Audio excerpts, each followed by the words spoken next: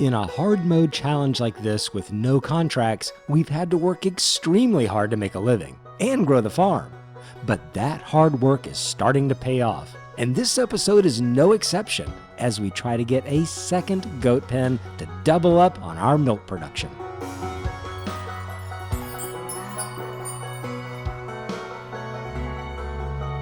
We moved from August in the last episode to here in September, and we'll start with a quick check of our new field. One lone weed. How dare it? But the freshly planted grass is on track, and we'll cut that next month with our main field. The sawmill has been amazing. Has 2 pallets of short planks in the spawn, and 3 more are ready to pop out whenever we're ready to sell.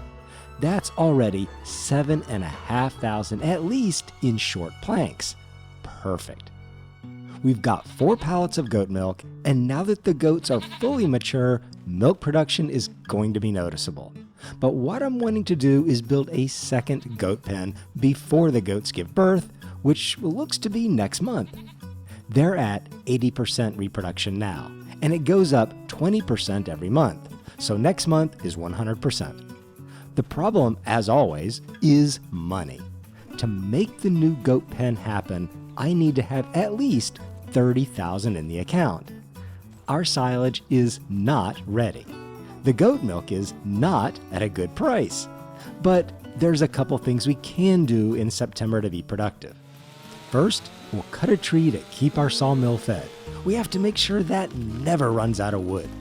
And we can sell a few pallets of planks. The price for the short planks is good, but not at its best. So we'll just sell enough to bring in some extra money, which along with the silage next month should be enough to afford the new goat pen.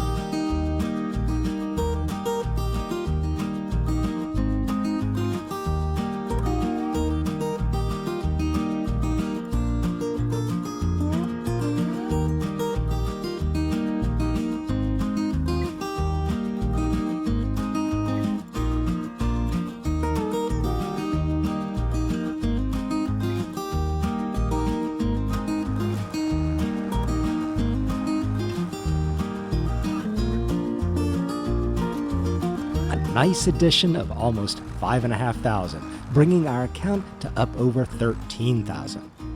With what I hope to get from the silage, we should have around 31,000, which should be enough to build a custom goat pasture, which do get a little expensive once you start placing the fencing. Okay, we moved on to October, which is going to be a fairly busy month.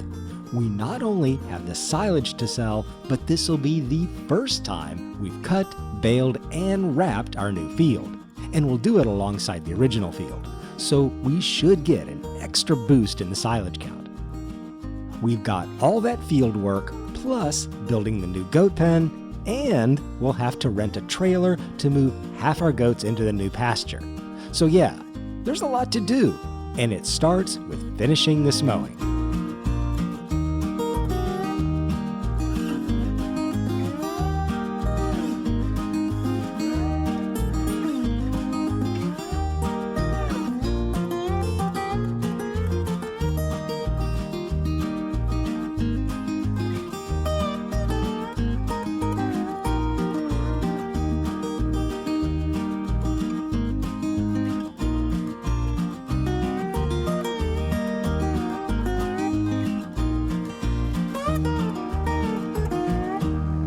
Alright, that's everything mowed, and I'm starting to feel like we need to increase the efficiency of our mowing. What I'd like to do is get a rear mowing attachment that also sweeps the grass into a single swath, which will cut almost 3 times the grass with every pass. The issue there is that our tractor doesn't have the horsepower. We need a bigger one. But quite honestly, with the way the farm's progressing, that may not be very far off. At the moment though, our biggest issue is trying to load the trailer while bumping over rows of cut grass. I keep forgetting about that. So we'll put the silage loading on hold for just a little, go rent a baler at the store, and get all the grass rows baled and out of the way. It's probably a lot smarter than trying to fight with the bumpy rows. We'll start with the new field and see how many bales it'll produce. When I bought it, I was guessing 6, but this will be the true test.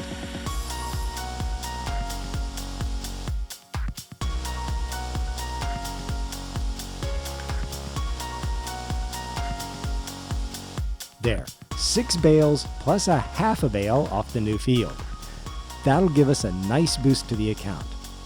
While we're down here, I'll just ford the creek with the baler and keep on baling.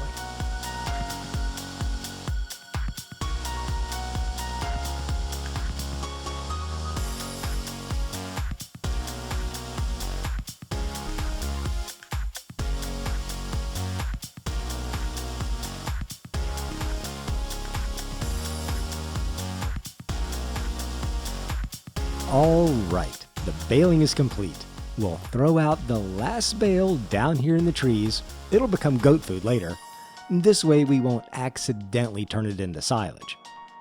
We've got 27 bales total, and 2 or 3 of those will be used for the goats. As I return the baler, you can see that we're now up to 0.9 hours, almost a full hour on the baler rental. For the size field we have, an hour is starting to be a while, particularly if we get more grass fields. So yeah, fewer rows and a wider grass cut is what we should start working for. But let's get on loading and selling the silage because we've got a lot to do.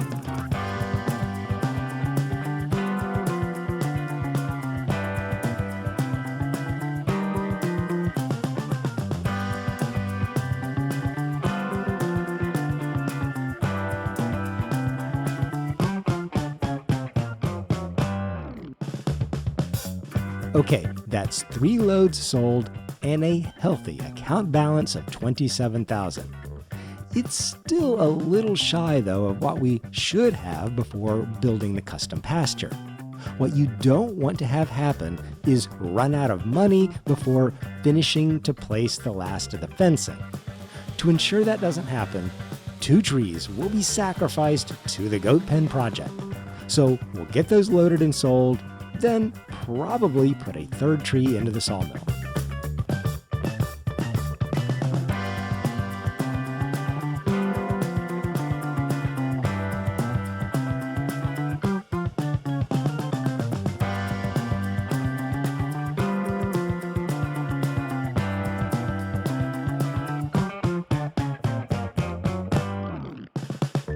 With a little creative strapping, we got both trees on our short little trailer, which has been much more serviceable than I thought it would be when I first bought it. Even my beautiful wife commented on how utilitarian the tiny trailer's been, and it has worked very good despite its size. We will upgrade it eventually, but let's see how much profit it was able to haul to the carpentry. Almost $13,000. We've got $40,000 in the account, one of our highest totals so far in the series. So immediately, we'll spend some money on fuel and repairs. We're always repairing now on the tractor with over 50 hours on it, and get back to home to build the new goat pen. So where it's going is right next to the other pen. I'm going to build it so the triggers are parallel to the dirt road, and I'm even going to place it in the road some, because the road is already fairly level. Unlike the sawmill, I'm going to make sure free mode is off and let it self-level the ground underneath the triggers. The sawmill was fine, but I just feel that with having 3 different interaction points all in a line, we'll have less issues if the game levels things out the way it likes. We've fenced in about as much as we can. We'll complete the fence line, and there, a 2nd goat pasture. Let's see how many goats it'll hold. 29, exactly the same as the first one, which is great.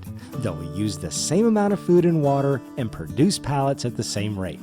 Very easy to manage. What the goat pen needs now is some actual goats. We're gonna save ourselves quite a bit of money this time and move half our goats to the new pasture. Last time, it cost us about $6,500 to buy the goats and fill the pen. This time though, we'll move half our goats over and let them reproduce. The trailer is about $1,300, which is a $5,000 savings. They should be at 100% reproduction this month. So hopefully next month, they'll birth some baby goats and we'll double the herd. I'll first get this third tree unsnagged. A school bus came along and rammed it down into the trees. We'll do an excessive maneuver here and just drag the whole thing to the sawmill. All loaded. Now, onto the animal trailer. We'll drop our weight because the animal trailer probably has a ball hitch that needs hooking directly to the tractor, and we'll get to the store. I like that they have this in the game. Being able to transport your own livestock around is a good feature, and one we'll probably do more of when we get more animals, which we will do, at least someday. It's very simple to use. We'll just back up to the paw trigger, press R to open the animal screen, click on what feels like the outgoing icon on the left, and select how many animals to put into the trailer. We want to move 15, but the trailer can only hold 13, so we'll take all we can. Look, they're all tucked away safely for a nice little ride. Here at the new pen, we go to the same paw trigger, press R, and just do the icon that looks like it puts them in. It's just that easy. No goat wrangling required. We'll go back and get 2 more goats. One pen will have 14 and the other 15, which is as even as we can make it, but we'll get that perfectly balanced after the goats have had their babies.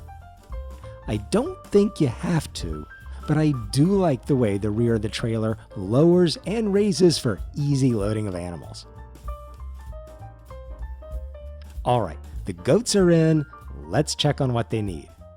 Just as I thought, the new pen needs food and water. But I do see a problem, or really a miscalculation on my part. The goat reproduction is at 0% rather than 100. For some reason, I had thought that the animals stayed at 100% reproduction and just stayed there until they could give birth. But now that I'm seeing it, I think my memory might be recalling it differently. In any case, we messed up a little. It'll now take 5 more months for the goats to reach 100% again and give birth. When it reaches 100%, you have to be ready with space or else it just resets. That's disappointing. It's not awful, but it does waste 5 months that could have been used for raising more baby goats and getting more milk production going. But it is what it is. Not everything goes as planned on the farm. Okay, we've scooped up some loose grass. Let's take that 1 bale we set aside in the trees and plop that down at the new pen. That'll feed those goats for quite a while.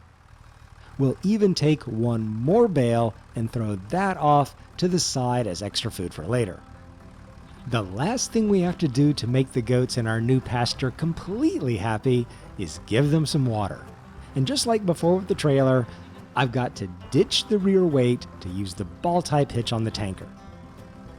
A simple, refreshing dip into the river for some free water, and we'll top off both of our pens. 1 last dip to refill, and this time we'll take it up to the mushroom house. I haven't really talked much about the mushrooms lately, but they are quietly doing their thing, producing multiple pallets, and that'll be good to sell coming up here in January. In fact, I think we'll have a lot of selling here in the winter months, and that good fortune might even lead to a shed and some new equipment. We'll just have to see what we can afford in the next episode. Thanks for following the growth of the farm, and I'll see you in the next one.